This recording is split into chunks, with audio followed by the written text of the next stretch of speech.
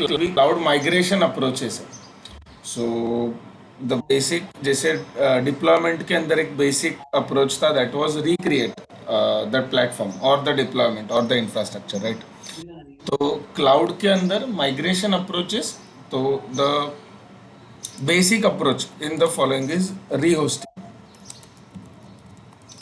Most of the time people do is rehosting, that is lift and shift. ठीक है, कि जैसे on premises था, पूरा का पूरा उठाया एंड सेम वैसा प्लेटफॉर्म क्लाउड पे बना के रख दिया. ठीक है, अभी ये अप्रोच को फॉलो करने का बहुत कम आएगा.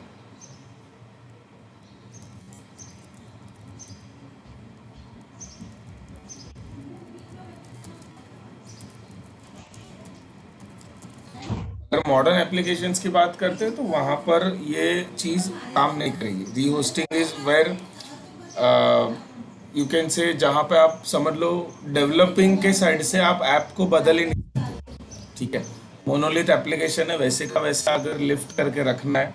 सो अभी तक अगर मैंने कोई भी वेबसाइट या ऐप अगर रखा हो तो दैट इज री hosting kind of approach. Another one is री platforming.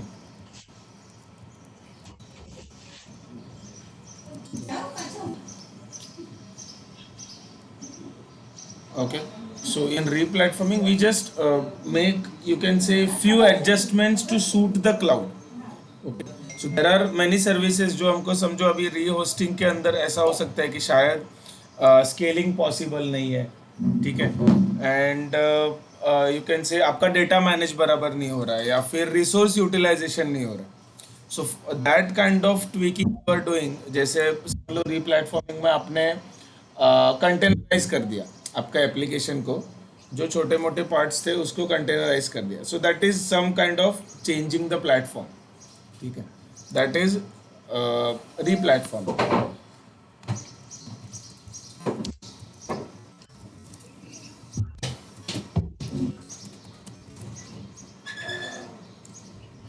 Then there is repurchasing.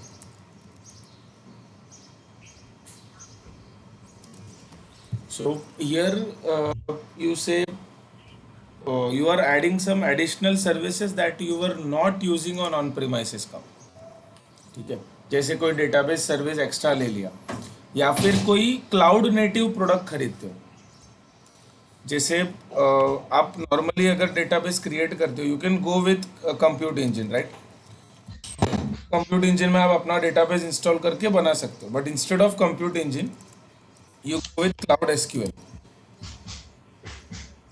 तो ये रीपरचेजिंग हो गया आपका. रीपरचेजिंग या फिर रीप्लेटफॉर्मिंग भी कह सकते हैं इसको. So you are changing to a new cloud native service.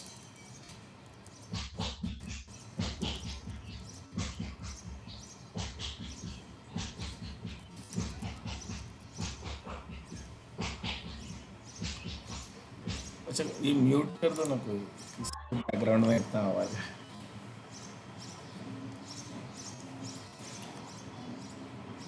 ठीक है, सो दैट इज रीपरचेजिंग. सो यहाँ तक जो है आपको कॉस्ट इतना मतलब अफेक्ट नहीं करेगा रीप्लेटफॉर्मिंग या रीपरचेजिंग या रीहोस्टिंग में. सो कॉस्ट हम लोग मतलब मैनेज कर सकते हैं. Now if you are just thinking about refactoring all of the resources, ठीक है, कि आप समझ लो अप्रोच ही चेंज कर रहे हो, जैसे माइक्रो सर्विस बेस्ड चले जाते हो या फिर सर्वरलेस कंप्यूटिंग में चले जाते हो.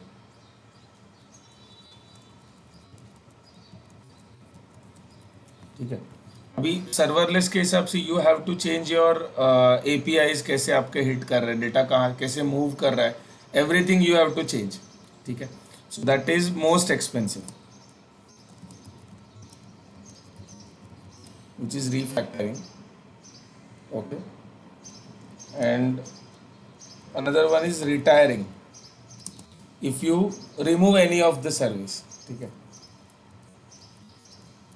कोई सर्विस को निकाल दे रहे हो या फिर मतलब समझ लो चाहिए ही नहीं वो अप्रोच, या फिर आपको वो ऐप होस्ट ही नहीं करना है. सो बेसिकली दैट इज, या फिर वो ऐप के अंदर कोई एक सर्विस है जो आप क्लाउड पे मूव करते वक्त निकाल देते हो. सो माइग्रेशन अप्रोचेस में ये इतनी सारी बातें. अच्छा, last one is retaining, which is not moving to cloud.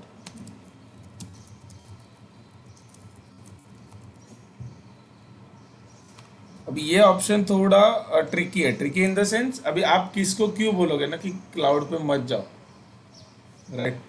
So this is basically कुछ कुछ ऐसे सिनेरियोज होते हैं. जैसे एक बार ऐसा हुआ था, मतलब उनको कुछ तो इन हाउस मेल सर्वर था एक क्लाइंट को. सो एंड वो ऐसा था कि they wanted to use it even if there is no internet available. ठीक है. तो क्लाउड पे प्रॉब्लम क्या हो जाता है कि if they want to manually send an email और कुछ भी नोटिफिकेशन अगर भेजना है, तो भले क्लाउड का इंटरनेट डाउन नहीं होने वाला, राइट. बट अगर आपका इंटरनेट डाउन होता है तो आपको क्लाउड सर्वर को अप्रोच करने में इशू आएगा, राइट. सो अभी वो ऐसे एरिया में थे कि उनका इंटरनेट ऑलवेज डाउन रहने का. 2 लीज लाइन लिए थे, बट वो भी कट हो जाते थे या ऐसा, मतलब कुछ ना कुछ प्रॉब्लम्स रहता था, तो उनको इंटरनेट नहीं रहता था. बट देवर इन हाउस, और जहाँ पे सर्वर्स है वहीं पे क्लाइंट्स थे, तो उनको इंटरनल ईमेल्स भेजने का प्राइवेट नेटवर्क पे वो बहुत इजी था. That's why it was recommended कि आप क्लाउड पे मूव करो ही मत ना, मतलब ऑन प्रीमाइसेस ही रखो. सो ही वाज लुकिंग कि क्लाउड पे इसका क्या सॉल्यूशन हो सकता है. तो नहीं हो सकता है सॉल्यूशन. आप एक बार मेल सर्वर ले लोगे स्केलिंग या अवेलेबिलिटी के लिए, बट आपका इंटरनेट ही स्टेबल नहीं है एकदम, मतलब इतना भी स्टेबल नहीं है कि आप क्लाउड सर्वर को रीच कर सको, then it is not recommended to move on cloud. ठीक है. So this is, so you have to, you can say assess and based on that choose कि कौन सा प्लेटफॉर्म या माइग्रेशन अप्रोच चूज करना है according to your scenario.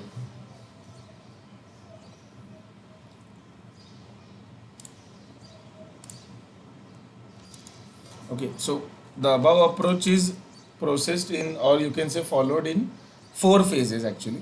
So first I said assess the workload. ठीक है. Workload को assess करके यू विल डिसाइड कि कौन सा प्लान यूज करना है, right. Then the second is plan the foundation.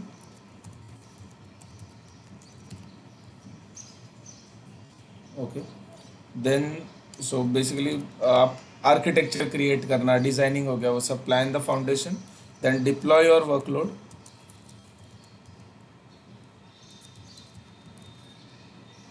And optimise the environment.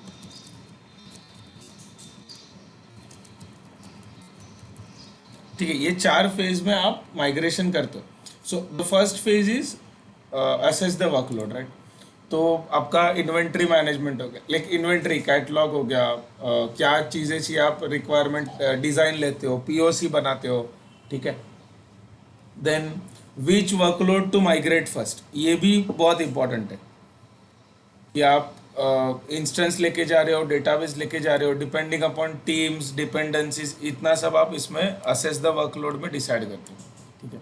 Then designing your resource organisation, कि हायरार्की कैसा रहेगा, मतलब आईएएम के अंदर कौन किसके अंडर आएगा, कौन सा रोल किसको जाएगा, ये सब जो डिज़ाइनिंग है, सिक्योरिटी से पॉइंट ऑफ व्यू से designing, monitoring point of view designing. ठीक है. माइग्रेशन टीम कौन सा रहेगा. So you just POA, plan of action आप डिसाइड करते हो in this.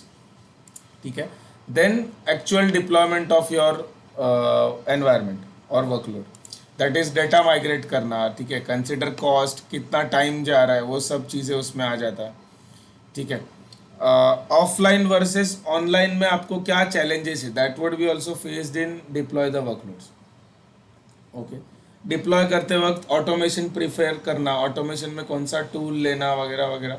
So that decision you take in deploy the workload phase. And then you optimise your environment कि monitoring या लॉगिंग इन प्लेस है या नहीं. ठीक है.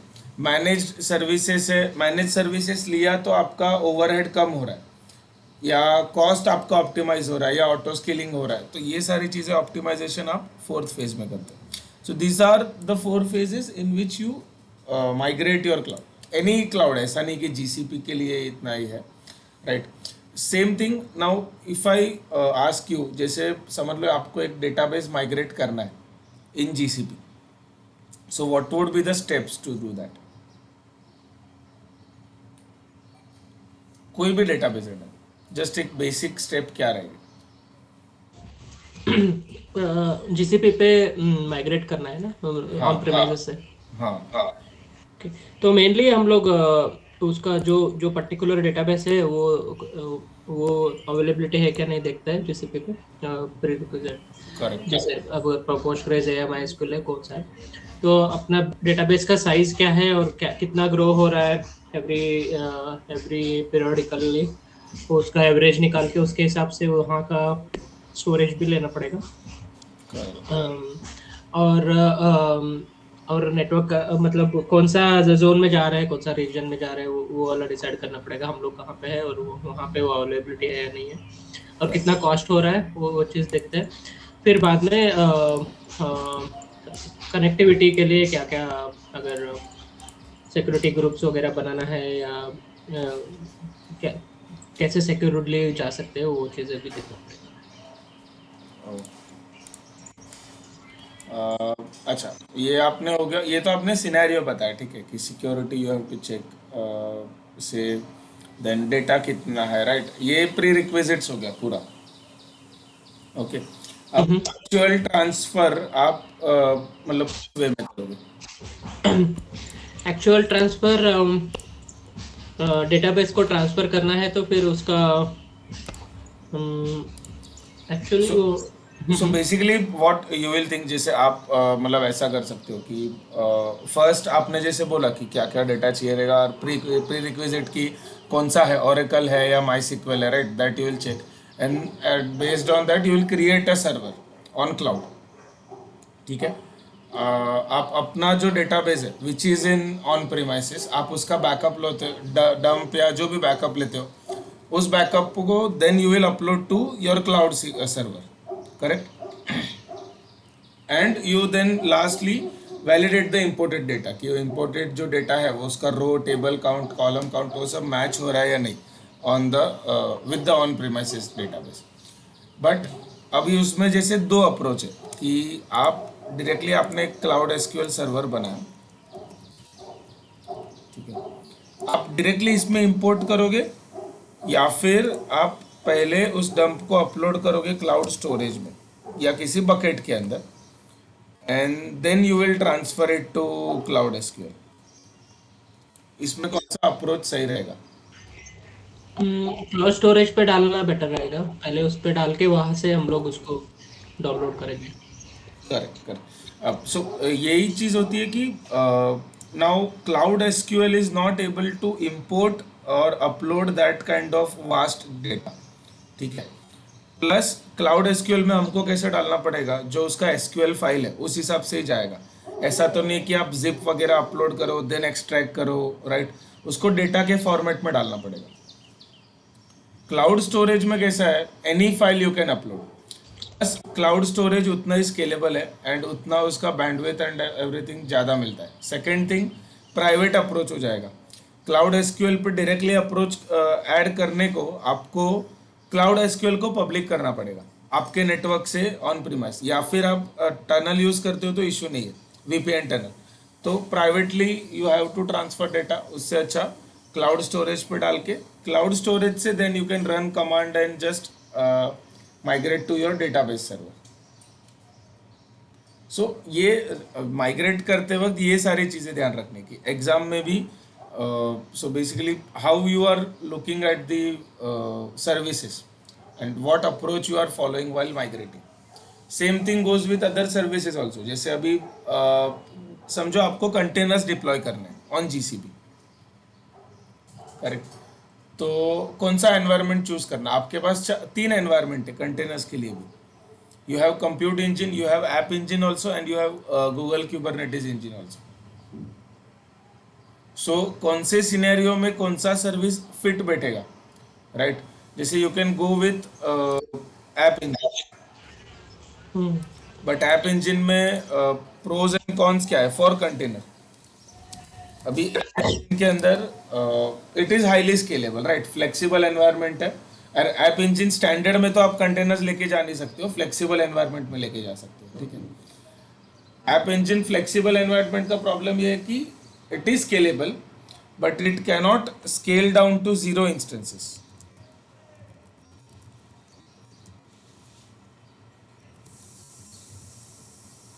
जीरो इंस्टेंस मतलब उसमें देखो ऐप इंजन में दो था, एक standard and flexible environment. So standard में तो जीरो का मतलब ये था कि इफ से फॉर 2-3 आवर्स आपके सर्विस पे रिक्वेस्ट ही नहीं आ रहा है किसी का, तो वो इंस्टेंस को भी स्टॉप करके रख देता था कि उतना भी आपका कॉस्ट कम आ रहा है. So when ever there is a request again वो अप कर देगा and with in few seconds उसको अप कर देता है. ठीक है. Same thing app engine flexible जो एनवायरनमेंट है उसके अंदर नहीं है. So it cannot scale down. मतलब इन शॉर्ट मिनिमम एक इंस्टेंस तो आपका ऑलवेज रनिंग ही रहेगा.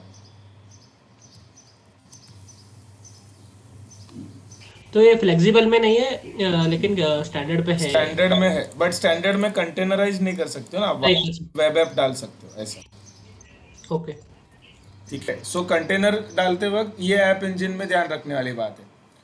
प्लस और एक चीज, app engine doesn't let you customize the platform.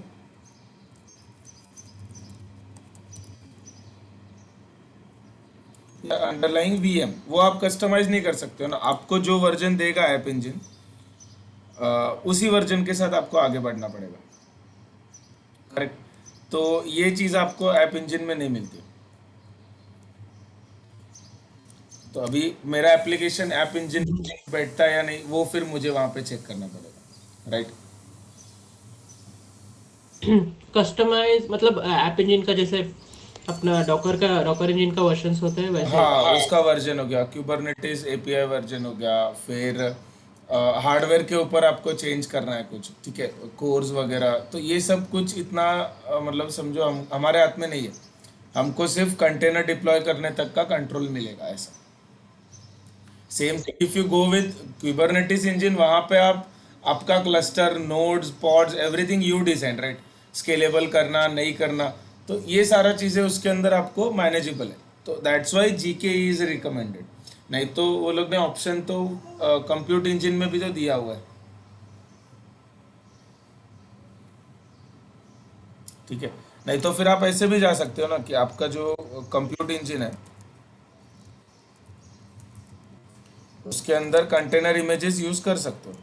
Container OS images directly deploy करके आप यूज कर सकते हो. बट यहाँ पे कॉन्स ये है कि स्केलेबिलिटी। सब कुछ आपको मैनेज करना पड़ रहा है. In short scalability, availability, load balancing, सब कुछ. कोई सर्विस ऐड करना, लोड बैलेंस, ये सब कुछ करना पड़ेगा. एंड जीकेई में हमको एक कमांड पे सब कुछ डिप्लॉय करके मिल जाएगा.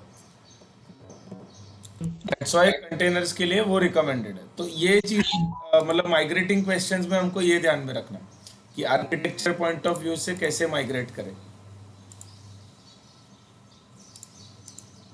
Correct. So as an architect जो हमारा रिस्पॉन्सिबिलिटीज है वाइल माइग्रेटिंग और आफ्टर माइग्रेशन ऑल्सो, तो वो सारी चीज़ें इसके अंदर ध्यान में रखनी आती. जैसे फर्स्ट मतलब हम लोग देखते हैं ना कि अगर पूरा ओवरऑल प्लान देखते हैं माइग्रेशन का या फिर क्लाउड पे कुछ भी सेटअप करने का. सो फर्स्ट चीज़ you understand the you can say, इसको पहले हम लोग नाम दे देते हैं. These are responsibilities of an.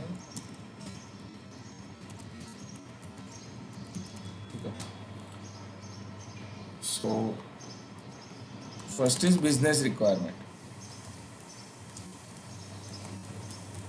अच्छा अभी बिजनेस रिक्वायरमेंट्स में क्या क्या पॉइंट आ सकते हैं. If you look it up as an cloud architect,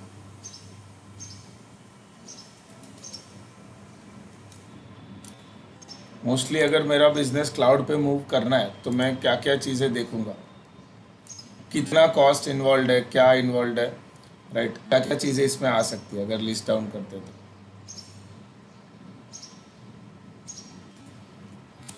business point of view से जब भी हम लोग सोचते हैं ना तो कोई इतना टेक्निकल ये नहीं देखते कि हमको कितना कैपेसिटी चाहिए रहेगा and all. So the only thing they look it up is reducing the cost. ठीक है, कि आपका केपेक्स वर्सेस ओपेक्स कितना हो रहा है, राइट, कैपिटल एक्सपेंडिचर कितना जा रहा है और ऑपरेशनल एक्सपेंडिचर कितना जा रहा है। तो सिर्फ इतनी चीज़ों का ही वो लोग ध्यान रखते हैं। अभी इसके अंदर लेकिन कितनी बातें आती है कि जो आपका टोटल कॉस्ट ऑफ ओनरशिप है, ठीक है, जो टीसीओ है, तो उसमें कितना कॉस्ट जा रहा है, मतलब आपको कितने कॉस्ट देखने पड़ते हैं, दैट इज लाइसेंसिंग कॉस्ट। ठीक है, कोई भी आप software plus hardware third party ले लो या नेटिव ले लो, लाइसेंसिंग कॉस्ट है। Then there is computing cost, ठीक है, storage cost, then networking cost, then आपका जो पर्सनल कॉस्ट होता है, यानी ये मैन पावर का कॉस्ट है, लो उसमें आप डेव टीम हो गया, टेस्ट हो गया, ठीक है, ऑपरेशंस हो गया, सो एनी जितने भी ये सारे जो पर्सनल कॉस्ट है आपका, और बाकी का कॉस्ट, यानी आपका थर्ड पार्टी एपीआईज लेते हो, ठीक है, कोई एसएलए या ये कंप्लायंस मीट नहीं हुआ तो आपको कुछ कॉन्सिक्वेंसेस झेलना पड़ा, उसका पेनल्टीज वगैरह हो गया, ये सब अदर कॉस्ट्स में जाने देते हैं। सो इतना cost as a business requirement you have to check कि आपका रिक्वायरमेंट मीट हो रहा है या नहीं, ठीक है। नाउ रिड्यूसिंग कॉस्ट में अगर आपको बोला कि विच सर्विसेज टू गो विथ, तो आपका ऑटो स्केलिंग हो जाता है, मैनेज सर्विसेज है, ठीक है, प्रीएम्प्टिबल वीएम्स है, कंप्यूटिंग कॉस्ट अगर ज़्यादा लग रहा है तो प्रीएम्प्टिबल वीएम्स पे चले गए, ठीक है।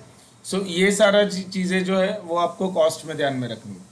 तो कॉस्ट के बेस जितने भी क्वेश्चंस आएंगे वो इस पे ही रहेंगे कि how you reduce your cost using GCP services, इस बात पे सबसे ज़्यादा फोकस रहेगा, ठीक है।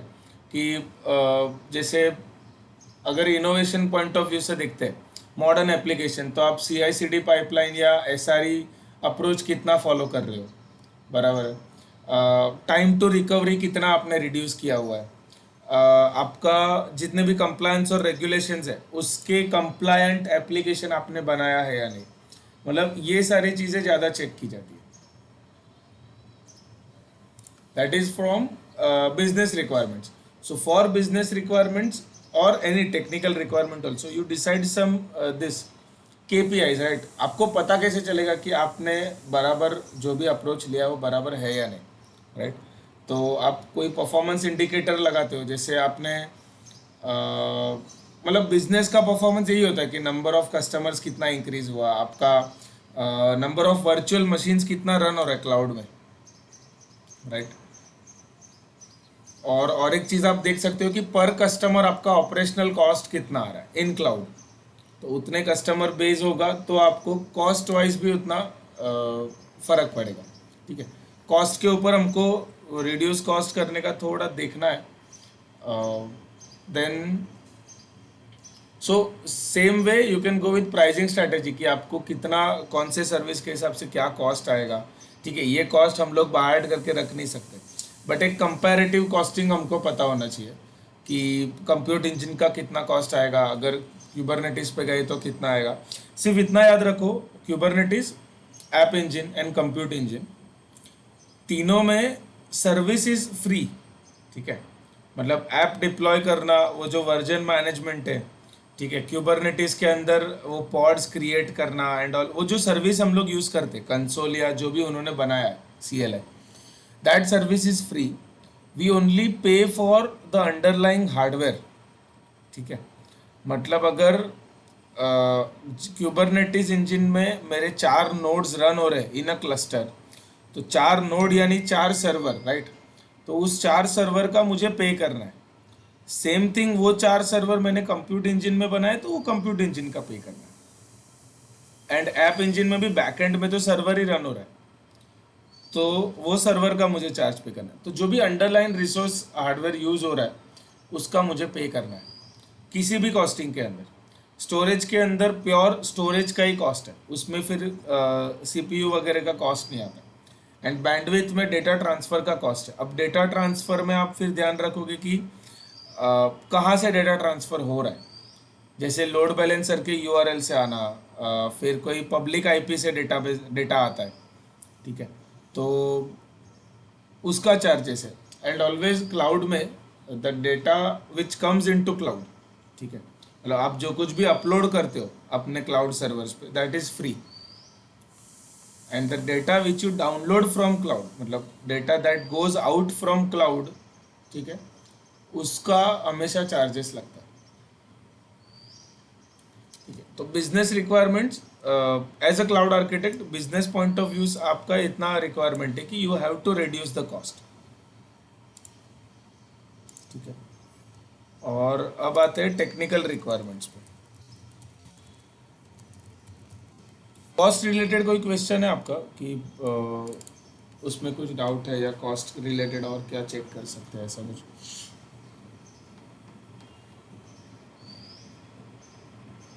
अभी तो नहीं है।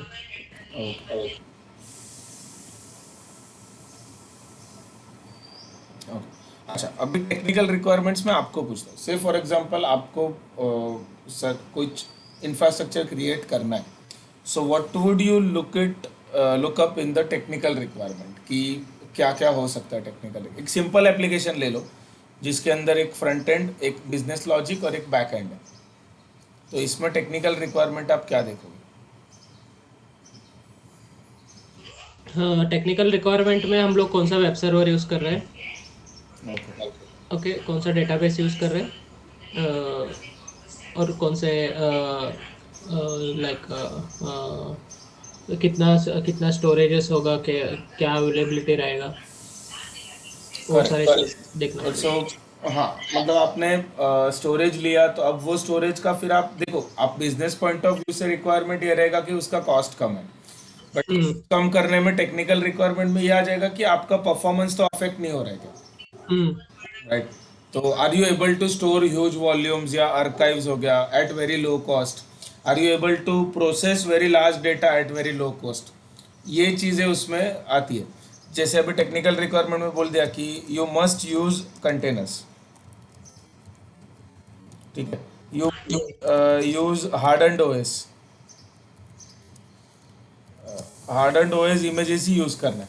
तो अभी ऐसे इमेजेस आपको समझो नहीं मिला अगर जीसीपी मार्केट प्लेस पे ऐसा, then you need to deploy raw image, ठीक है, आरएचएल डाल दिया समझो रॉ, या माई सिक्वल डाल दिया, तो अभी उसको, उसका जो हार्डनिंग पॉलिसीज है कि आपका कंपनी के हिसाब से या पॉलिसी के हिसाब से क्या चलना है, कि पासवर्ड पॉलिसी हो गया, देन आपका इतना ही पोर्ट्स ओपन होना चाहिए वगैरह वगैरह, जो भी आप ओएस हार्डनिंग की बात करते हैं, तो उसके अंदर वो सारे चेंजेस फिर खुद करने पड़ेंगे टेक्निकल के हिसाब से। सेकंड, यू कैन से अभी जैसे कंटेनर ऑर्केस्ट्रेशन चाहिए ही, ऑटो स्केलिंग मस्ट बी, ठीक है। तो ये सारी चीज़ें टेक्निकल रिक्वायरमेंट में आती है कि आपको कितना नो एस सिक्वल डेटाबेस चाहिए ही रहेगा, ठीक है। You must use a private network,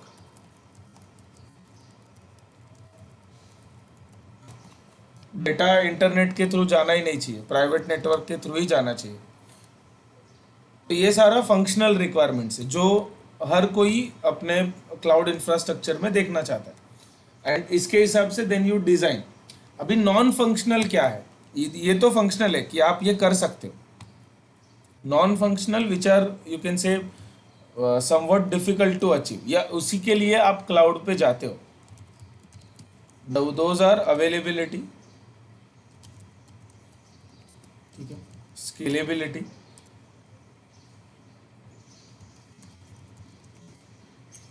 durability and security. अभी ये उनको लिखा जाता है नॉन फंक्शनल टर्म में because that you have to decide, और ये एवरी टाइम आपका इसमें आपका समझ लो क्या रिक्वायरमेंट है, इन द सेंस कौन से टाइप का आर्किटेक्चर या कौन से टाइप का एप्लीकेशन है, ये सब उसमें मैटर नहीं करना है। इट इज़ रिलेटिव टर्म कि अवेलेबिलिटी आपको सभी में चाहिए, मॉडर्न एप्लीकेशन हो या मोनोलिथ हो, स्केलेबिलिटी, ड्यूरेबिलिटी, सिक्योरिटी सेम आप अपने आर्किटेक्चर के हिसाब से प्लान करोगे, right? So now if you go with availability, तो अगर हाई अवेलेबिलिटी प्लान कर रहे हो जीसीपी में, ठीक है, so according to services how will you plan? जैसे एक सिंपल एग्जांपल देता हूँ, रिसोर्स वाइज हो गया कि हम लोग अवेलेबिलिटी यानी क्या most of the time HA के हिसाब से देखते हैं, ठीक है। तो एचए के लिए मेरा जो सेकेंडरी सर्वर है सेटअप, वो मैंने कहाँ पे किया हुआ है? जैसे मेरा अवेलेबिलिटी कैसा होता है, ग्लोबल है, ग्लोबल के अंदर या तो मेरा कोई भी सर्विस ग्लोबल है तो उसका डाउन टाइम कभी होने ही नहीं वाला है, करेक्ट। सेकेंड थिंग है मल्टी रीजनल है, कि मैंने एक मुंबई रीजन में रखा, दूसरा सर्वर यूएस रीजन में रखा, दैट इज रीजनल। और एक होता है रीजनल, रीजनल यानी एक ही रीजन के अंदर 3-4 जोन्स है मेरे पास, तो मैंने जोन वाइज डिवाइड कर दिया। और एक होता है जोनल, कि एक ही जोन में मेरा सब कुछ है। तो अब अवेलेबिलिटी के हिसाब से बेस्ट प्रैक्टिस क्या है वो हमको उसके अंदर असेस करना है, ठीक है।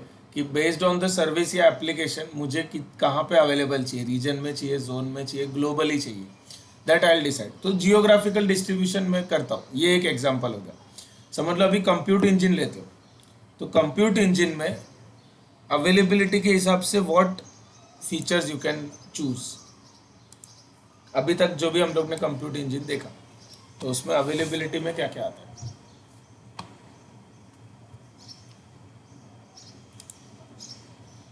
कि आप क्या क्या सर्विसेज चूज करोगे इन कंप्यूट इंजन, तो आपका हाई अवेलेबिलिटी मेंटेन रहेगा।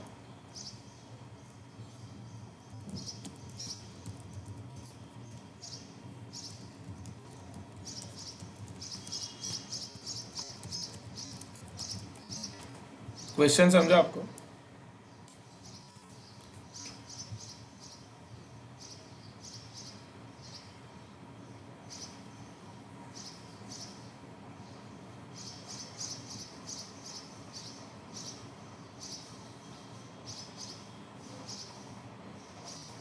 हेलो, मेरा आवाज आ रहा है क्या? हाँ तो सुना रहा है। अच्छा अच्छा, हाँ। सो अच्छा, क्वेश्चन समझा या उस फिर से एक बार रिपीट करूँ? और एक बार अच्छा अच्छा, so basically for example you are going with compute engine, ठीक है। अवेलेबिलिटी पॉइंट ऑफ व्यू से कंप्यूट इंजन में आप क्या क्या रिसोर्सेस या सर्विस चूज करोगे, या अपने रिसोर्सेस को किस तरह से डिप्लॉय करोगे कि आपको हाई अवेलेबिलिटी मिल के रहे। So what are the points in that, जो भी अभी तक हम लोग ने देखा है उसमें आपको क्या कोई फीचर या कोई से any feature of compute engine that you think this might be helping us in availability point of view? High availability के लिए यूजुअली हम लोग लोड बैलेंसर यूज करते हैं, नहीं तो ऑटो स्केलिंग यूज करते हैं। ओके, ओके, तो यहाँ पे ऑटो स्केलिंग को अगर हम लोग उसके थ्रू जा रहे हैं तो फिर हम लोगों को यहाँ पे ऑटो स्केलिंग का मैंने वही देखना पड़ेगा कि कैसे हम लोग सेटअप करेंगे इसके लिए, उसके लिए कौन सा वीएम्स लेना पड़ेगा, बहुत सारे चीज़। और zone zone mainly zone which zone we are using, region which region we are going, and all that things will. ठीक है। सो आपने ऑटो स्केलिंग का जो बात किया उसमें आपका मैनेज्ड इंस्टेंस ग्रुप्स आ जाता है, राइट। कि आप मैनेज्ड इंस्टेंस ग्रुप बनाते हो, then you can do auto scaling. Plus auto scaling में और एक चीज़ मैं ऐड करता हूँ, दैट इज ऑटो हीलिंग। ये एक फीचर है, मतलब जो इसमें था कि अगर मैनेज्ड इंस्टेंस ग्रुप के साथ जाते हो तो जो हेल्थ चेक्स होते हैं, राइट, कि हम लोग देखते हैं ना कि ये पोर्ट पे पिंग हो रहा है क्या, वो सर्वर अभी बहुत देर तक अगर पिंग नहीं हुआ समझ लो, तो उसको रिबूट करना या निकाल देना, नया बना देना सर्वर, ये सारी चीज़ें भी कंप्यूट इंजन करता है, ठीक है। So that is auto scaling और ऑटो हीलिंग और inside a managed instance group. ये चीज़ से हम एक अवेलेबिलिटी ला सकते हैं। सेकेंड थिंग जो आपने बोला, लोड बैलेंसिंग, ठीक है। तो अभी लोड बैलेंसिंग कैसे करना है, क्रॉस जोन करना है या क्रॉस रीजन करना है, that is up to us. तो अपने पास वो भी ऑप्शन है, ग्लोबल लोड बैलेंसिंग का भी ऑप्शन है एंड जोनल या रीजनल लोड बैलेंसिंग का भी ऑप्शन है, ओके। और एक मेन फीचर है जिसके ऊपर जीसीपी सबसे ज़्यादा फोकस करता है, बिकॉज वो उसका यूएसपी है, that is live migration. Live migration क्या है?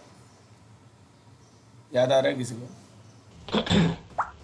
हाँ, लाइव माइग्रेशन रनिंग इसमें ही उन लोग मशीन हम चेंज कर सकते हैं। Correct correct. सो ये हमको ऑप्शन आता है वाइल क्रिएटिंग द मशीन कि माइग्रेशन कैसे रखना है, मतलब रिकमेंडेड है, वो लोग बोलते हैं, ऑप्शन देते हैं अपने को यहाँ पे कंप्यूट इंजन में।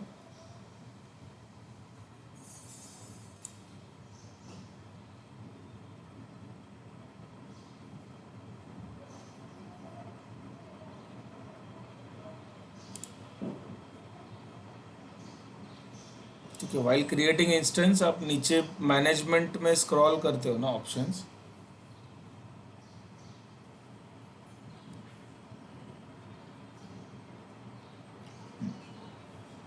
सो यहाँ पे इन मैनेजमेंट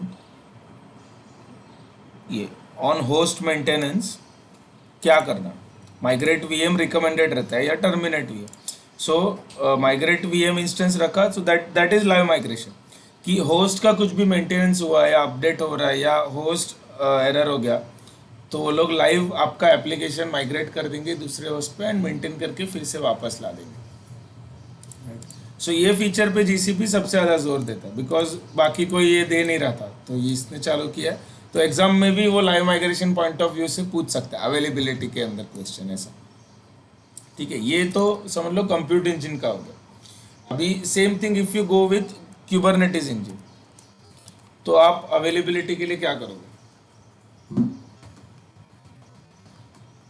सेम है मास्टर एक चीज जो हम लोग नोट्स कंप्यूट क्रिएट इंजन करते हैं। जैसा कि आपका जो राइट आपका जो नोड्स या पॉड्स है, उसमें पॉड एंड क्लस्टर का ऑटो स्केलिंग ऑप्शन दिया है हमको, प्लस रीजनल क्लस्टर्स रख सकते हैं हम लोग, राइट कि एक रीजन में एक क्लस्टर है, दूसरे रीजन में क्लस्टर। एक चीज जीकेई के थ्रू रिकमेंडेड है, that is you can have multi master setup, कि आपका जो मास्टर नोड है ना, जो ये सब मैनेज करता है, उसको दो रखो ऐसा, मतलब तो आपका और अवेलेबिलिटी मैनेज रहेगा, बिकॉज सब कुछ मैनेज तो मास्टर ही करने वाला है। तो अगर एक मास्टर डाउन हो गया तो दूसरे मास्टर से सब मैनेज हो सकता है। तो that is multi master setup आप जीके में कर सकते हैं। Another options for availability, high availability is using managed services wherever applicable. जैसे अगर आपका ऐप इंजन पे डिप्लॉय हो सकता है विदाउट एनी डिपेंडेंसी, तो आपको कंप्यूट इंजन के साथ जाने का ज़रूरत नहीं है। देन क्लाउड फंक्शंस है, क्लाउड स्टोरेज है, ठीक है, बिग क्वेरी है। So these are all manage services जहाँ पे आप अवेलेबिलिटी के इस पे यूज़ कर सकते हो। करेक्ट, परसिस्टेंट डिस्क यूज़ करना, ठीक है, तो that is always available. So her service में अवेलेबिलिटी पॉइंट ऑफ व्यू से आपको क्वेश्चन आएंगे कि इसमें हाई अवेलेबिलिटी अचीव करने के लिए क्या करना पड़ेगा। क्लाउड एसक्यूएल जाते हो, देखो क्लाउड एसक्यूएल का थोड़ा ये है कि उसमें आपको स्केलिंग का फीचर नहीं दिया है, राइट। हॉरिजॉन्टली स्केल नहीं हो सकता है, वर्टिकली भी नहीं हो सकता। सॉरी, वर्टिकली कर सकते हो बट उसको भी डाउन टाइम चाहिए ना, आप डायरेक्टली सर्वर टाइप चेंज नहीं कर सकते। 4 कोर से 8 कोर पे जाने के लिए आपको सर्वर स्टॉप करना पड़ेगा, राइट। तो इसके लिए आप अवेलेबिलिटी में वहाँ पे क्या कर सकते हो क्लाउड एसक्यूएल में, दैट इज HA कॉन्फ़िगरेशन है कि आपने दूसरे सर्वर में एक दूसरे रीजन में एक सर्वर बना के रखा है, ठीक है, स्टैंड बाय इंस्टेंस बना के रखा। आपके पास एक रीड रेप्लिका का ऑप्शन है, ठीक है, बट रीड रेप्लिका का ये है कि it will not increase the availability ना, वो सिर्फ रीड करने के लिए यूज हो रहा है। समझ लो आपका राइटर नोड ही बंद है, तो डेटा राइट करने के लिए उसको यूज नहीं कर पाओगे। तो मतलब थोड़ा अवेलेबिलिटी हम लोग उसके साथ अचीव कर सकते हैं। दूसरा है आपका ऑटोमेटेड जो बैकअप्स है पॉइंट इन टाइम रिकवरी के लिए, वो इन प्लेस है या नहीं, ये हम लोग चेक कर सकते हैं क्लाउड एसक्यूएल में।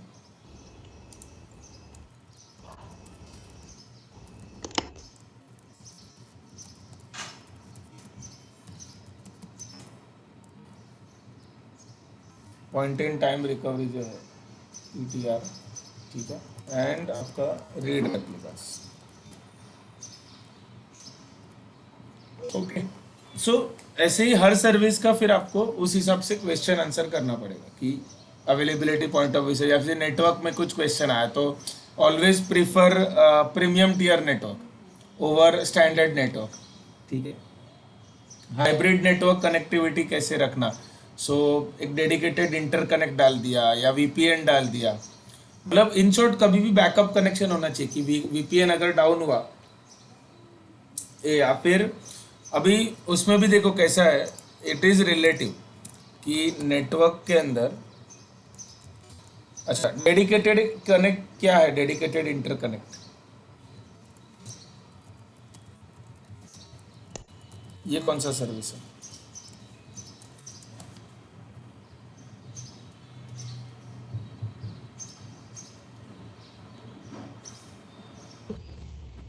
पता नहीं, डेडिकेटेड इंटरकनेक्ट। ये हम लोग ने देखो एक देखा था कि वीपीएन बेसिकली क्या है, वर्चुअल नेटवर्क है between your on premises to Google cloud, ठीक है। हाँ एंड अगर आप कोई फिजिकल डेडिकेटेड लाइन चाहिए फ्रॉम हाँ। ऑन प्रीमाइस टू जीसीपी, तो वो कोई भी नेटवर्क प्रोवाइडर के हब के थ्रू हमको मिलता है, जैसे एयरटेल है, वोडाफोन है, तो जिससे जीसीपी टाइड अप है, ठीक है, वहाँ से हमको मिलता है। अब आप प्लान जब भी करते हो तो वीपीएन के बैकअप में डेडिकेटेड इंटरकनेक्ट नहीं लोगे, बराबर है। डेडिकेटेड इंटरकनेक्ट के बैकअप में वीपीएन को रखोगे, बिकॉज वीपीएन ही अगर नहीं चल रहा है तो इंटरकनेक्ट कैसे चलना है आपका, करेक्ट। तो डेडिकेटेड इंटरकनेक्ट का बैकअप, जैसे अभी VPN can be a backup of dedicated interconnect और have multiple dedicated interconnect connection, कि आपने एक अगर इंटरकनेक्ट एयरटेल से लिया है तो दूसरा इंटरकनेक्ट आप वोडाफोन से ले लेते हो, तो अगर एक डाउन हुआ तो दूसरा चल जाएगा, ये उसमें प्लान कर सकते हो। या फिर एक डेडिकेटेड इंटरकनेक्ट डाउन हो गया तो आप वीपीएन पे स्विच कर रहे हो, ये नेटवर्क के अवेलेबिलिटी में आ जाता है। तो ऑप्शन ये है आपके पास, ठीक है। सो अवेलेबिलिटी में इतना पॉइंट है, अभी हर सर्विस के अंदर आपको अवेलेबिलिटी के पॉइंट ऑफ व्यू से देखना है, एग्जाम के अंदर भी और रियल लाइफ सिनेरियो भी, right. Same thing if you go with now scalability, scalability के अंदर सेम कंप्यूट इंजन में वो कवर हो गया, राइट। हाईली स्केलेबल आर्किटेक्चर अगर बनाते हैं तो मैनेज इंस्टेंस ग्रुप हमेशा यूज करना होगा इन कंप्यूट इंजन, ठीक है। Then load balanced with load balancing, also remember कि अनमैनेज्ड इंस्टेंस ग्रुप्स जो है that do not support auto scaling, तो गलती से मतलब उसमें कंफ्यूज मत हो जाना।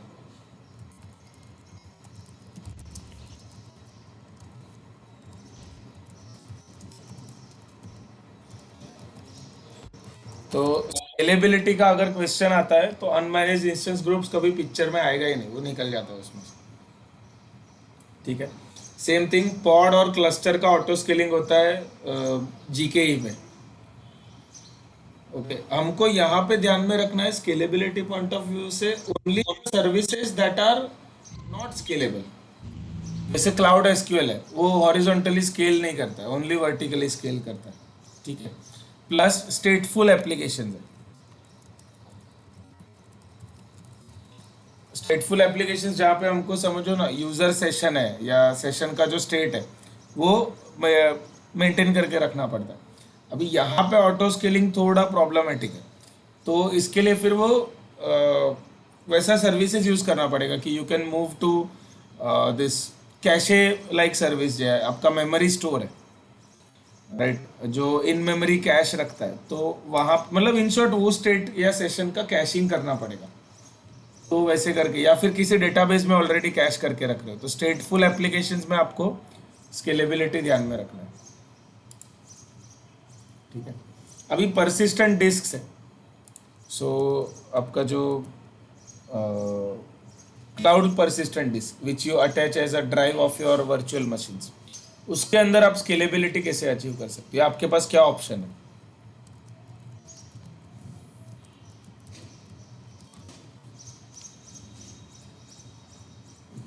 सो हाँ सॉरी, बोलो बोलो बोलो। परसिस्टेंट डिस्क का क्या? परसिस्टेंट डिस्क यानी आप जो ड्राइव चूज करते हो, right, while creating virtual machine, कि आपको कितने जीबी का ड्राइव चाहिए। अब समझ लो आपने 30 GB लिया, तो आपके पास क्या ऑप्शन है to scale it, can you scale it horizontally, can you scale it vertically, कैसे आप कर सकते जनरली तो वर्टिकली करना चाहिए ना, हो? ओके, डिपेंड्स वैसे, बट हाँ, मतलब दोनों ऑप्शन है आपके पास जीसीपी में, मैं वो बोल रहा हूँ कि दोनों अवेलेबल है. So basically you can increase the size of your disk also, right, कि 10 से आपने 100 GB कर दिया while it is attach to a virtual machine. तो ऐसा नहीं है कि आपको वर्चुअल मशीन स्टॉप करना पड़ेगा. यस. सो एक वो ऑप्शन है कि यू कैन से increase the size of PD, ठीक है, and another one is you can attach new PDs, right. तो ऐसे कितने भी अटैच कर सकते हो, ऐसा नहीं है. अप टू इसका भी लिमिट है, इट इज 128, ठीक है. 128 से ज्यादा परसिस्टेंट डिस्क एक मशीन पे नहीं लग सकता. So while a VM is running है, इसमें भी आपका वीएम का डाउन होना जरूरी नहीं है, ठीक है. तो ये दो बातें हमको स्केलेबिलिटी पॉइंट ऑफ व्यू से स्टोरेज में ध्यान में रखना है.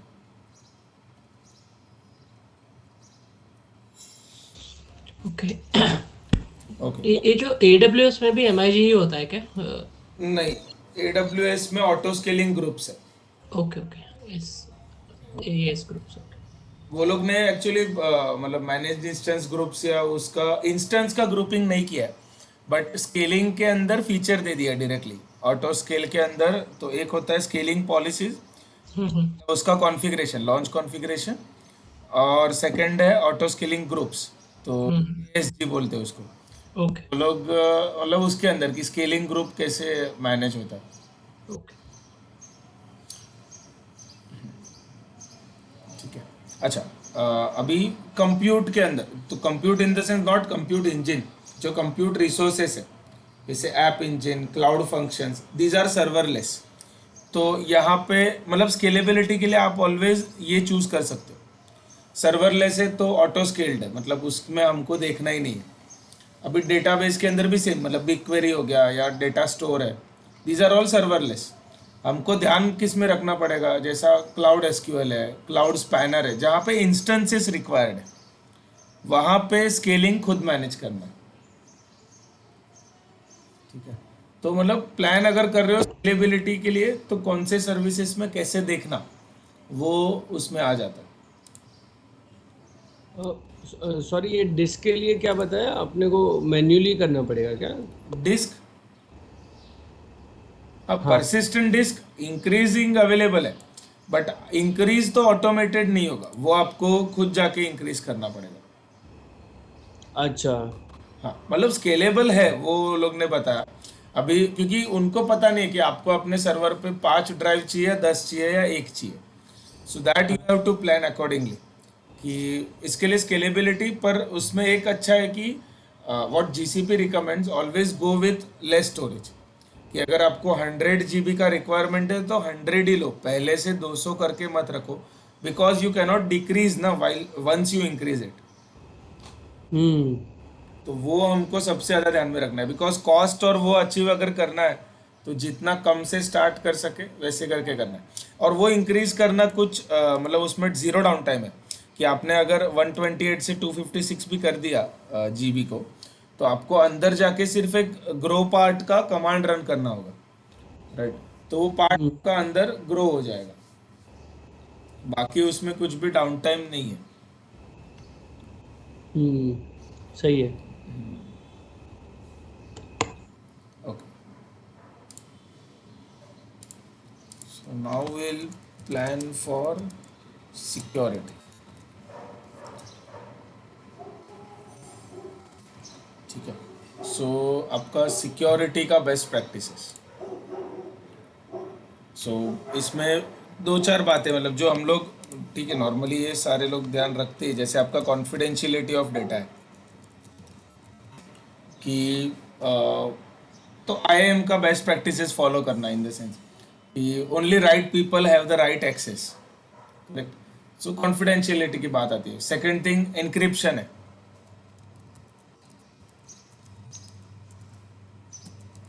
Okay. 1 point to remember is GCP always encrypts data.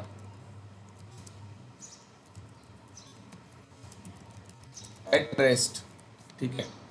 आप डेटा जहाँ पे भी स्टोर करते हो, क्लाउड स्टोरेज में या क्लाउड एसक्यूएल में या वीएम में, it is always encrypted by default. ये जीसीपी का फीचर है, एट रेस्ट, ठीक है।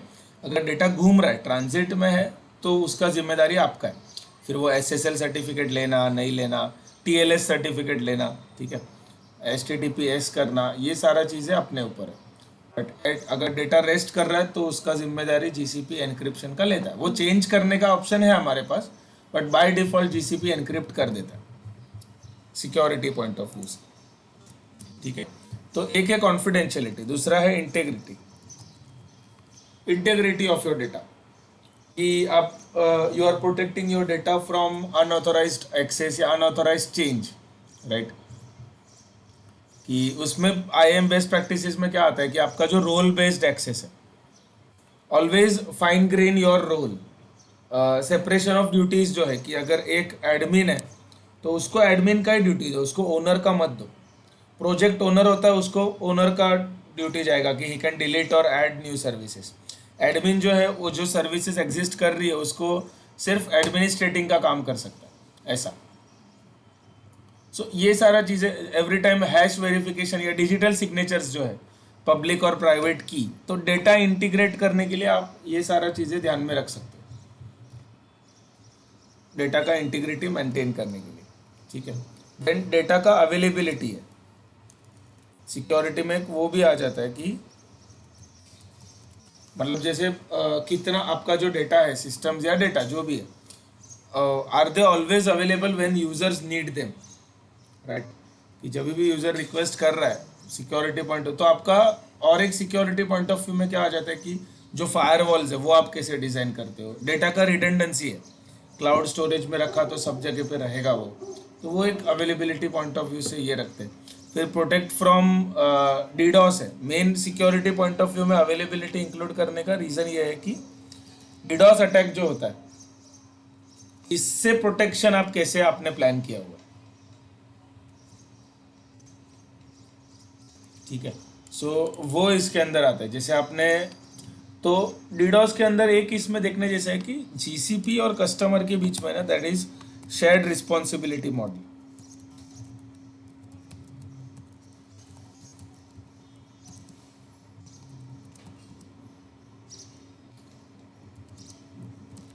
मतलब हम लोग जीसीपी के कस्टमर है, सो जीसीपी कितनी बातों का ध्यान रखता है एंड हमको कितनी बातों का ध्यान रखना है। जैसे जीसीपी जो है वो जो उसका जो प्राइवेट नेटवर्क है, प्रीमियम टीयर नेटवर्क है, जो भी उसका नेटवर्क कह लो, तो जैसे आइसोलेशन बिटवीन वर्चुअल नेटवर्क्स,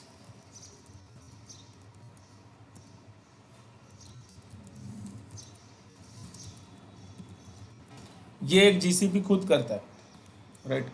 जैसे हमारे जो वीपीसीज हम लोग क्रिएट करते हैं, those are always virtually isolated from VPCs in different accounts और डिफरेंट रीजन्स, करेक्ट। तो ये आइसोलेशन का काम जीसीपी खुद करता है।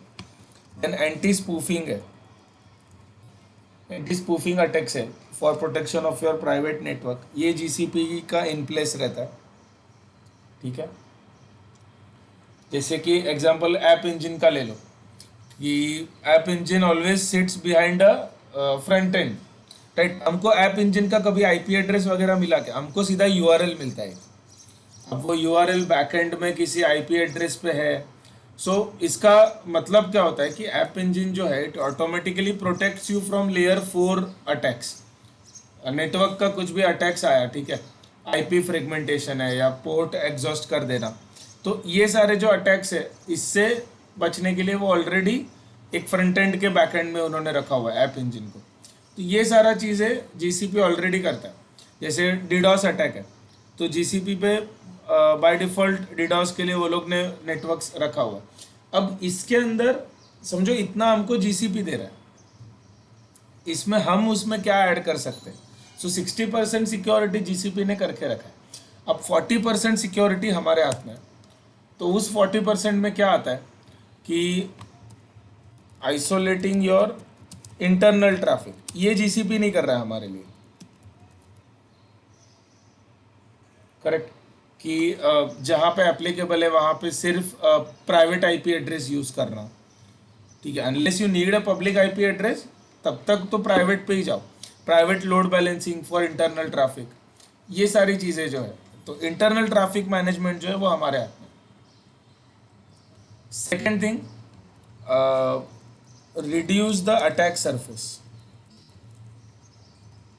रिड्यूस कह लो या इंक्रीज कह लो, इन द सेंस मैंने अगर एक ही नेटवर्क रखा है, ठीक है, फॉर एवरीथिंग, तो मेरा नेटवर्क ज़्यादा वल्नरेबल है। इसीलिए हमको जो नेटवर्क्स है, सब नेटवर्क्स है, फायरवॉल रूल्स है, ठीक है, IAM प्रोफाइल्स है, ये इतना ऑप्शंस क्यों दिया है कि आप उतना हायरार्की लेवल पे नेटवर्क रखते हो कि एक नेटवर्क है उसके अंदर सब नेटवर्क है, सब नेटवर्क के अंदर राउटिंग आपने वैसा सेट किया हुआ है प्राइवेट, फायरवॉल रूल्स एप्लीकेबल है एवरीवेयर, ठीक है, सर्वर्स के ऊपर आपने फायरवॉल रूल्स और टैग्स वगैरह यूज़ करके लगाया हुआ है। तो ये सारा चीज़ें अपने प्लानिंग में आता है, जो GCP साइड से नहीं है। GCP साइड से और एक सर्विस है जो हम लोग यूज़ कर सकते हैं, दैट इज़ क्लाउड आर्मर। ये डिडोस या वैफ है, जो वेब एप्लीकेशन फायरवॉल या डिडोस अटैक के लिए, तो ये क्लाउड आर्मर का काम है। मतलब लोकेशन बेस्ड आईपी ब्लॉकिंग करना, जो ब्लैक लिस्टेड आईपीज है उसको मना कर देना। सो ये सारा चीज़ें वहाँ पे आ जाता है कि लेयर 7 का सिक्योरिटी पॉलिसीज है इन शॉर्ट, जो एप्लीकेशन लेयर है, हाइब्रिड ले लो या मल्टी क्लाउड ले लो, उसका सिक्योरिटी पॉलिसीज इसमें रहता है। हाँ बोलो, क्या बोल रहे हो? ये डीडोस का थोड़ा एक्सप्लेन करोगे क्या, क्या क्या क्या होता है? अच्छा, डीडोस बेसिकली क्या है ना कि अच्छा, डीडोस अटैक क्या है वो किसको मालूम है एक्चुअली, उसमें होता क्या है ऐसा? वही है कि स्क्रिप्टेड मतलब यूजिंग सम रोबोटिक अटैक्स करते हैं, मतलब मल्टी कनेक्शंस वगैरह बेस्ड, मतलब बल्क ऑफ कनेक्शंस भेजते हैं, मतलब ऐसे हाई लोड भेज देंगे इतना भेज देंगे ना कि वो तेरा सर्विस जो है वो डमी रिक्वेस्ट को ही प्रोसेस करने में एटलीस्ट वो Correct. सही नहीं है, उसके लिए भी तेरा कंप्यूटर उतना तो पावर जाता है ना। करेक्ट। लोग उसका इतना कर देते हैं कि डेफिनेशन बिना तो वही हो जाता है कि it is like can say, in short, a DDoS attacker attempts to bring your application down with large scale attacks.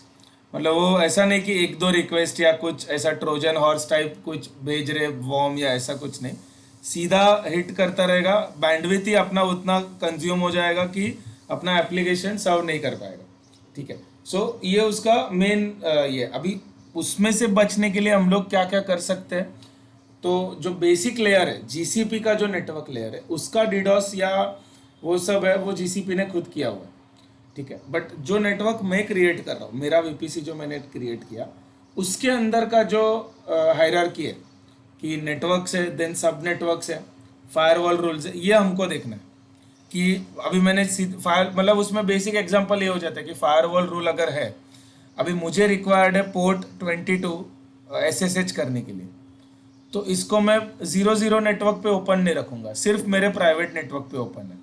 ये बात का ध्यान मुझे रखना है, कभी भी ऑल ट्रैफिक किसी भी सर्विस के लिए ओपन मत करो, जो पोर्ट रिक्वायर्ड है उतना ही ओपन करो। इसके लिए बहुत सारी लोग अपने एप्लीकेशंस के लिए कस्टमाइज्ड पोर्ट यूज़ करते हैं, मतलब जो कॉमनली अवेलेबल पोर्ट्स है 80 फिर 443, ये सब पोर्ट्स यूज़ नहीं करते, बिकॉज अटैकर्स इस पे ऑलरेडी मतलब ट्राई करते ही रहते हैं। सो इसलिए वहाँ पे उन्होंने क्लाउड आर्मर इंट्रोड्यूस किया है, जो DDoS प्रोटेक्शन है ना, तो वहाँ पे आपका जो क्लाउड आर्मर है, so that is your shield between your application and the internet. Okay, तो इसके लिए वो लेयर 7 पे ही डिप्लॉय होता है क्लाउड आर्मर जो है। मतलब इसको आप ऐसे ले लो कि जो समझ लो ओवैस जो है, ओवैस ये है, देखो आपको ओवैस पता है किसी से? AWS में क्या है ये क्लाउड आर्मर का? क्लाउड आर्मर का AWS पे है शील्ड एंड वैफ, ओके, शील्ड है ना? एक सर्विस AWS शील्ड एंड वैफ, तो वो सेम मतलब वेब एप्लीकेशन फायरवॉल है। तो जो OFs का जो समझ लो अभी टॉप 10 वल्नरेबिलिटीज क्या होते हैं, राइट?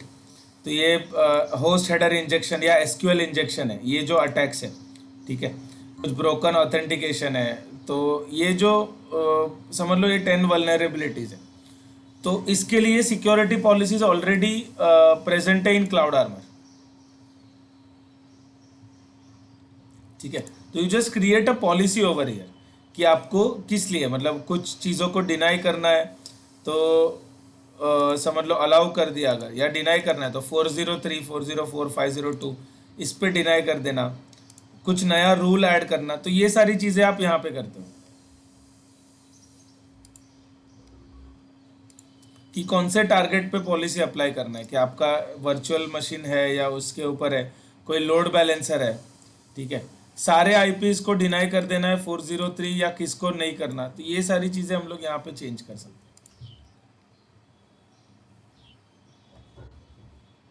और एसएसएल पॉलिसीज है यहाँ पे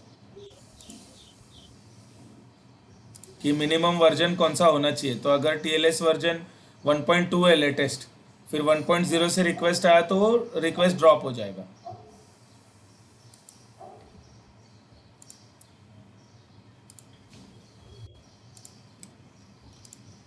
मतलब ये अपना एप्लीकेशन के कंप्लायंस के हिसाब से जाता है। जैसे अभी मॉडर्न एप्लीकेशन, मतलब एकदम ही ले लो सिक्योरिटी पॉइंट ऑफ व्यू से, जैसे हम लोग ने एक लास्ट वीए किया था वल्नरेबिलिटी असेसमेंट, उसमें आया था कि होस्ट हेडर इंजेक्शन हो रहा था हमारे नेटवर्क पे, मतलब एक आध यूआरएल पे, देन यूआरएल जो है टीएलएस सपोर्ट नहीं कर रहा था 1.2 वाला, 1.1 पे चल रहा था। तो ये सारे चेंजेस करने के लिए फिर हमको वो पॉलिसी में भी चेंज करना पड़ा, लोड बैलेंसर के टाइप में चेंज करना पड़ा, ऐसा। अच्छा, ये टीएलएस वाला कैसे सॉल्व किया था आप लोगों ने? टीएलएस एक्चुअली बाद में ना एडब्ल्यूएस ने ये किया, अभी हमारा एडब्ल्यूएस पे था तो उन्होंने पॉलिसीज, अभी जैसे इन्होंने कैसा एसएसएल पॉलिसी है, इसमें 1.2 को प्रोविजन दिया है, बहुत जगह पे वो नहीं है। तो अभी जो नए सिक्योरिटी पॉलिसीज है ना 2020 के इन एडब्ल्यूएस और एनी क्लाउड, हाँ। तो पॉलिसी चेंज करना पड़ता है कि लोड बैलेंसर जब क्रिएट करते हैं ना तो वो हमको सिक्योरिटी पॉलिसी पूछता है, तो वहाँ पुराना पॉलिसी यूज कर रहे थे हम लोग, तो मैंने पॉलिसी चेंज किया तो 1.2 पे आ गया ऐसा। अच्छा, समझ गया। मतलब इंफ्रा लेवल पे ही चेंज करना पड़ता इंफ्रा लेवल पे ही चेंज होता है, हाँ, है। ठीक है, समझ। कि आपका इंफ्रास्ट्रक्चर या नेटवर्क 1.2 को सपोर्ट करता है या नहीं टीएलएस। हम्म।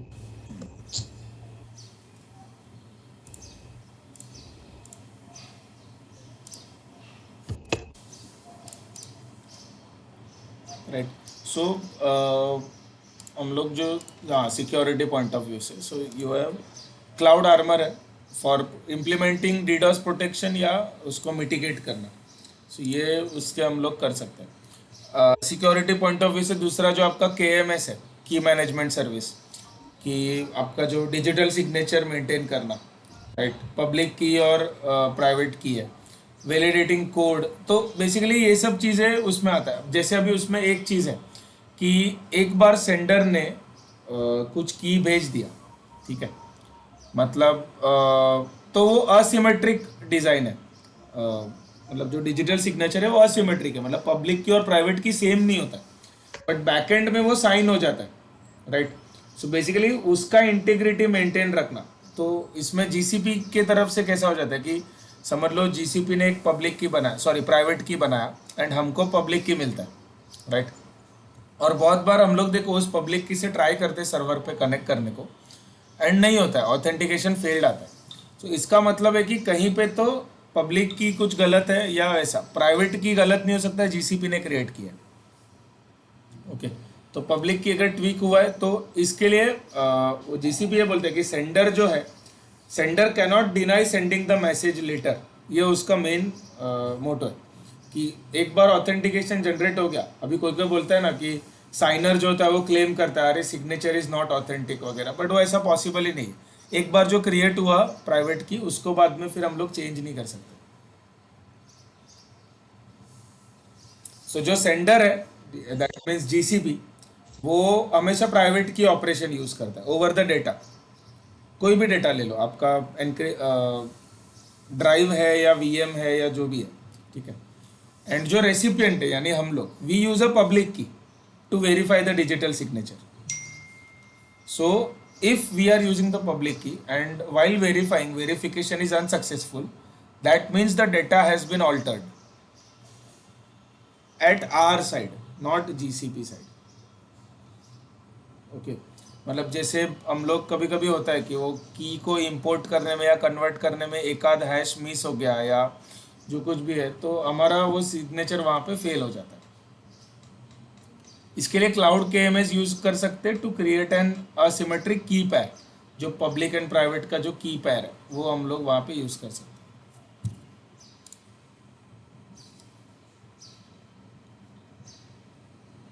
ठीक है।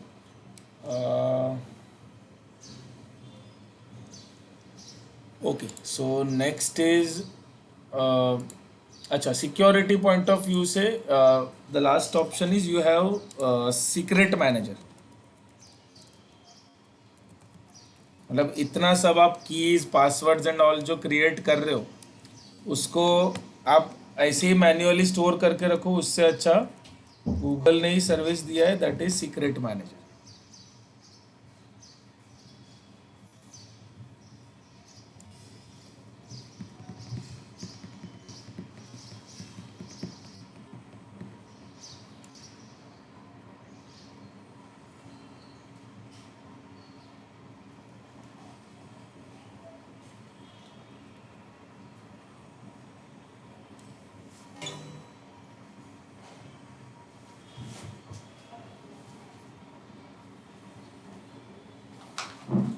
सो बेसिकली सीक्रेट मैनेजर में वही कि आपका जो डेटाबेस पासवर्ड्स है, APIs कीज है, ये सब कुछ सीक्रेटली स्टोर करने के लिए आप इसको यूज़ कर सकते हो। ठीक है, जैसे name of the secret, value.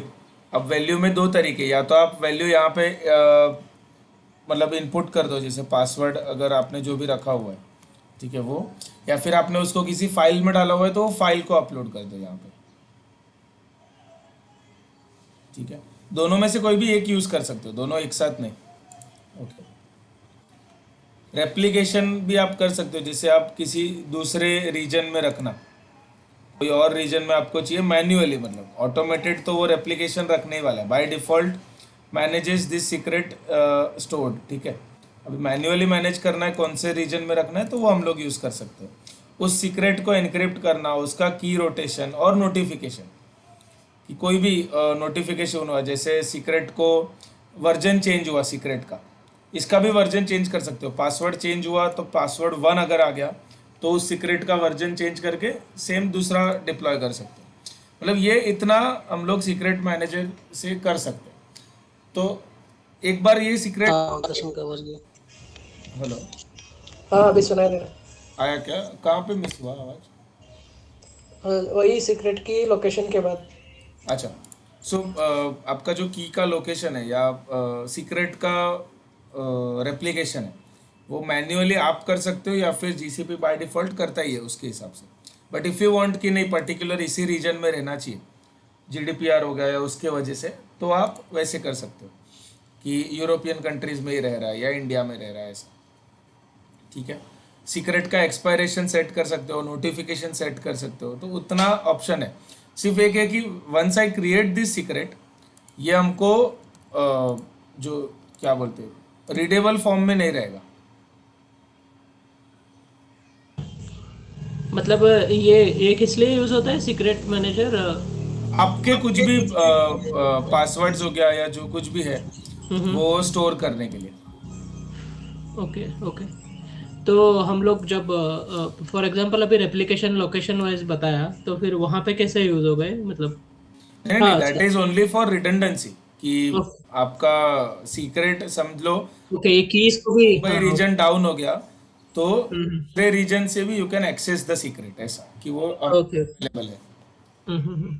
So what you can do is multiple versions of secrets. ठीक है, ऑटोमेट द रोटेशन, कि मतलब की रोटेशन या सीक्रेट रोटेशन कर सकते हो, ऑडिट लॉग्स ऑडिटिंग कर सकते हो क्लाउड ऑडिट लॉग से, और एनक्रिप्टेड बाय डिफॉल्ट। ये इतना ही फीचर है इसका। मतलब कभी कभी होता है ना कि हमारे पास इतना सर्वर्स है, इतना database passwords and API keys है कि वो हम स्टोर करके कहाँ पे रखें ना, कहीं पे तो रखना पड़ेगा। So those things you can upload to this secret manager, ऐसा ये GCP खुद ही संभालने का। ओके और आप इसको CLI और UI दोनों तरीके से एक्सेस कर सकते हो। सिर्फ बेस्ट प्रैक्टिस ये है कि do not store your credentials and passwords in code. Code में मत स्टोर करो, बिकॉज क्या हो जाता है कभी कभी उसको एनक्रिप्ट करने के लिए जीसीपी कुछ अगर हैश मारता है और वो कोड मिसमैच हो गया ना, तो इससे अच्छा समझो अभी पासवर्ड जो स्ट्रिंग में है तो स्ट्रिंग में ही स्टोर करो पूरा। उसका परमिशन है कि इसको कौन यूज कर पाएगा कौन नहीं। तो ये भी हम लोग ये कर सकते हैं ना कि किसको एक्सेस देना कुछ कुछ पासवर्ड्स का, ये हम लोग यूजर्स के यहाँ से कर सकते हैं मैनेज इंडिविजुअल सीक्रेट का। हम्म। तो अगर इसको फॉर एग्जांपल सीएलआई से एक्सेस करना है तभी कैसे करते हैं हम लोग, मतलब क्या? उसका फिर अच्छा कमांड्स है उसका सीक्रेट मैनेजर का, तो उसमें जैसे सीक्रेट वर्जन उसका डाल दिया, या सीक्रेट एवरी सीक्रेट का आईडी होता है, हम्म। वो आईडी से हम लोग उसको कॉल कर सकते ओके। हैं। ठीक है, ये जो रिसोर्स आईडी है, सो रिसोर्स आईडी से आ सकता है, तो उसका जो कमांड्स है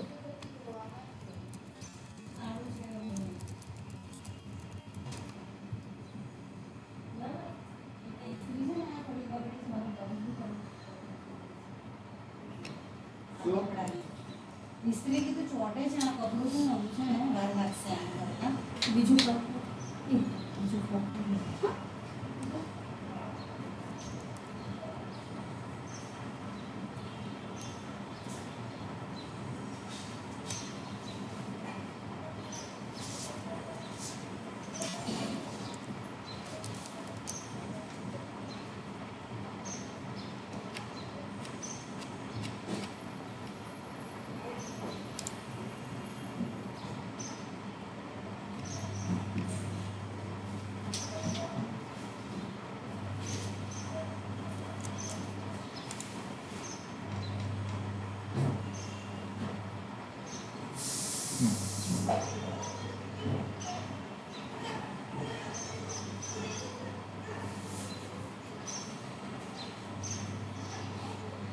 ठीक है। So create delete describe secret है।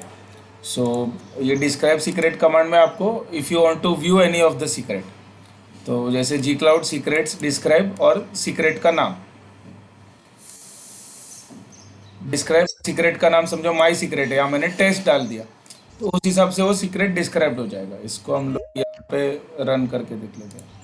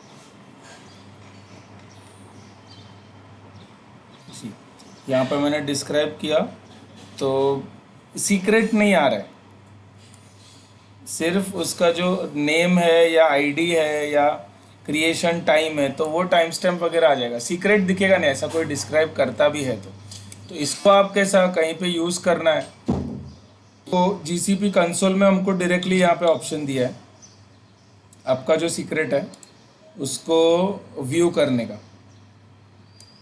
जस्ट यहाँ पे जो नहीं कहाँ गया टेस्ट, हाँ ये व्यू सीक्रेट वैल्यू किया तो आपको सीक्रेट वैल्यू दिखेगा यहाँ पे। तो ये परमिशन आप सबको नहीं दोगे सीक्रेट वैल्यू देखने का।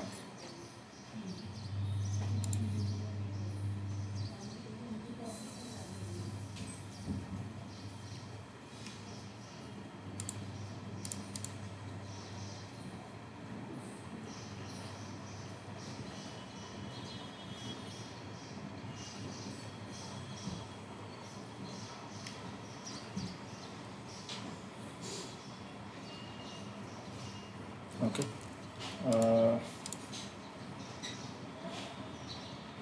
अच्छा अच्छा, 5 मिनट्स है क्या हमारे पास कि क्या करना है? चलो हाँ चलेगा, ओके। अच्छा ओके। हाँ, सो बेसिकली इसमें अभी जो समझ लो सिक्योरिटी पॉइंट ऑफ व्यू या अवेलेबिलिटी या स्केलेबिलिटी से मतलब जो सर्विसेज देखा, सो वो मतलब ये पॉइंट ऑफ व्यू से हमको क्वेश्चंस और या फिर रियल लाइफ सिनेरियोज वैसे उनको टैकल करना, ठीक है। और जो आर्किटेक्ट के रिस्पॉन्सिबिलिटीज़ है उसके अंदर जो कुछ चीज़ें आ जाती है that is your basically stakeholder management है। मतलब एक ही रिसोर्स या इंफ्रास्ट्रक्चर के बहुत सारे स्टेक होल्डर्स रहते हैं, राइट। कि आपका जो प्रोडक्ट ओनर है या आर्किटेक्चर टीम है या टेस्टिंग टीम है, सिक्योरिटी टीम है, तो हर टीम के हिसाब से डिज़ाइन सॉल्यूशंस डिज़ाइन करना अलग अलग होता है। कि आपको मतलब समझो as an architect you need to understand ना कि कौन सा स्टेक होल्डर को कैसा डिज़ाइन चाहिए, एंड देन सॉल्यूशंस को मीट करने का काम हमारा है कि वो स्टेक होल्डर को आइडेंटिफाई करना, वो लोग का अप्रोच क्या है। मतलब ये मैनेजमेंट पॉइंट ऑफ व्यू से हो गया ऐसा कि चेंज मैनेजमेंट है, राइट। कि चेंज तो हमेशा होने वाला है, तो how are you dealing with the changes, कि वाई मेक द चेंज। ऐसे ही कोई बोलेगा कि इस स्टोरेज का परसिस्टेंट डिस्क जो है वो मेरे को एसएसडी से वो प्रोविजनड एसएसडी कर देना, मतलब उसका आईऑप्स वगैरह इंक्रीज करके।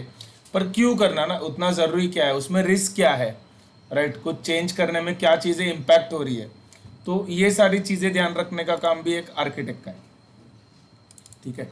तो एक स्टेक होल्डर मैनेजमेंट है, दूसरा चेंज मैनेजमेंट है, ठीक है। थर्ड इज आपका जो बिजनेस कंटिन्यूटी प्लानिंग है, डीआर।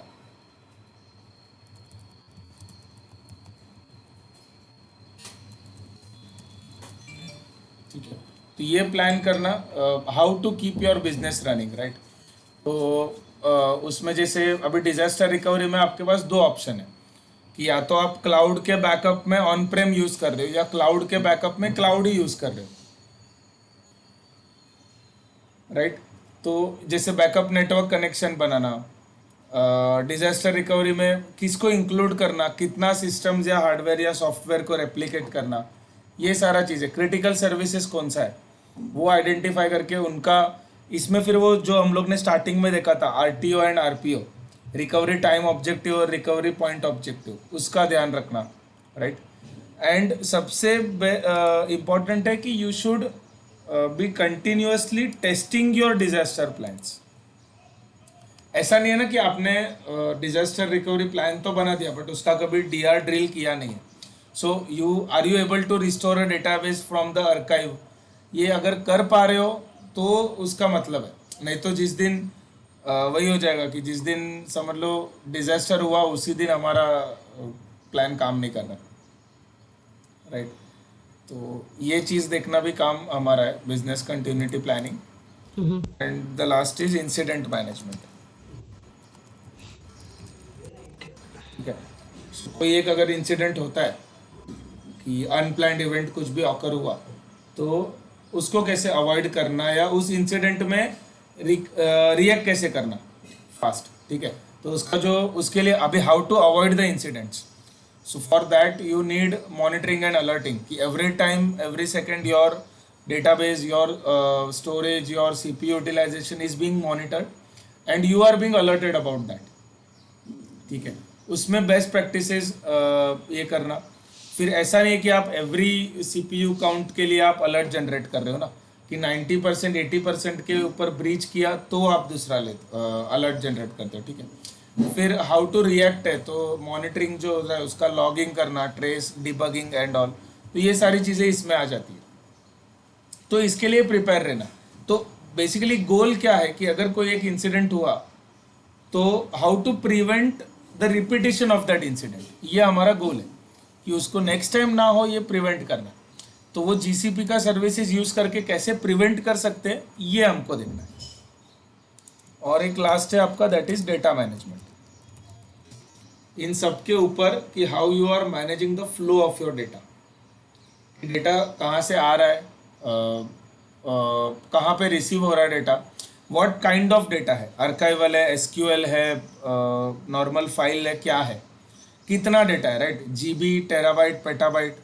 तो ये सारी चीज़ें हमको, मतलब इतना डेटा आ रहा है तो कैसे उसको मैनेज करना, कितने टाइम के लिए मैनेज करना, राइट। अगर जैसे क्लाउड स्टोरेज में देखो लाइफ साइकिल पॉलिसीज था कि 30 डेज बाद डेटा को आर्काइव कर देना, 60 डेज बाद एक्सपायर कर देना, ठीक है।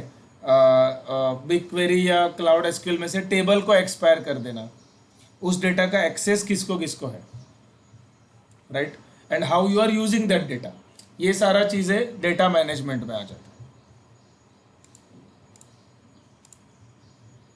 ओके, मतलब these are the architect responsibilities. ये जितना भी हम लोग ने देखा, ये जो मैनेजमेंट पॉइंट ऑफ व्यू से एक है, दूसरा हम लोग ने देखा सिक्योरिटी, स्केलेबिलिटी और अवेलेबिलिटी, मतलब जो टेक्निकल रिक्वायरमेंट्स है वो, और एक थर्ड है बिजनेस रिक्वायरमेंट्स जो कॉस्टिंग पॉइंट ऑफ व्यू है। तो इतना रिस्पॉन्सिबिलिटीज आर्किटेक्ट का है, एक क्लाउड आर्किटेक्ट का। आपने वो सेकंड वाला ये देखो, इसके नेक्स्ट वाला। इसके नेक्स्ट वाला, अच्छा ये तो इसमें नॉन फंक्शन, जस्ट एक मिनट है, एक स्क्रीनशॉट ले लेता हूँ।